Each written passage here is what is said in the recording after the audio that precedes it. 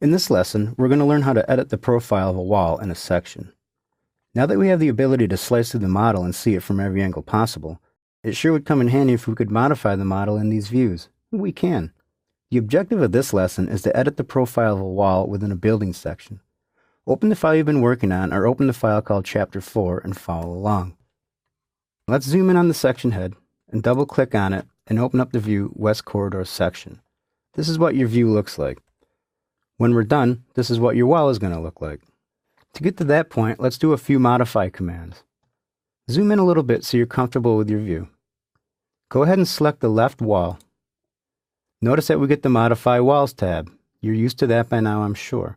What we can do, however, is edit the profile of the wall. Not every wall is going to just be straight and square. Go ahead and click Edit Profile. Now what happens is we're entered into what's called Sketch Mode. This is an advanced mode to edit the wall.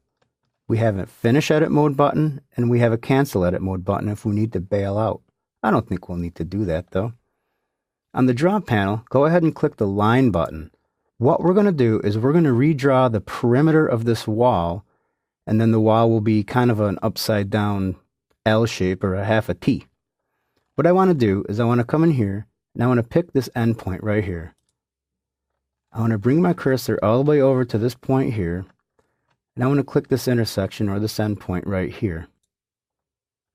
I'm going to bring my cursor all the way up. Now I'm going to click this spot right here. Not the top, but the parapet level. Pick that point and bring your line all the way over to this point. And hit Escape a couple times. In Revit, if you're in sketch mode, you have to form one continuous loop, which means this line is an offender. It has to go. We know a couple tools for that, though. On the Modify panel of the Modify Walls Edit Profile tab, click the Trim Extend to Corner button. What we need to do is click this vertical line down here and click this horizontal line over in here. That's going to get rid of that line. Once you're done, you can simply click on Finish Edit Mode, and it's going to draw our wall in. Perfect. The next thing we need to do is modify this short wall.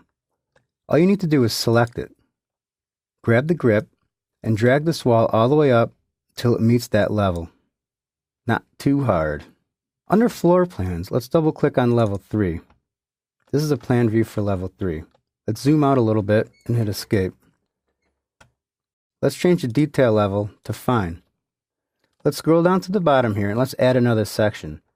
Typical of Revit, there's multiple ways to do things. To add another section, we could right-click on this section and create Similar.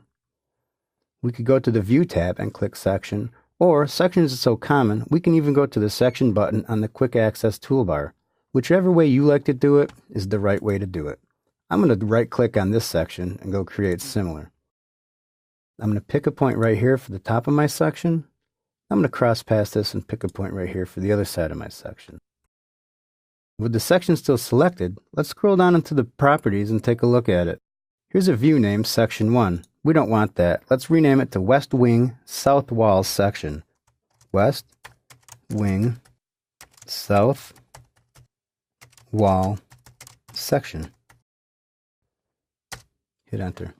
Hit Apply, and you have another section. Well, I suppose that was a couple lessons wrapped up into one. We got to find our section, we learned a pretty handy wall modify tool, and we got to view the properties of a section in Plan.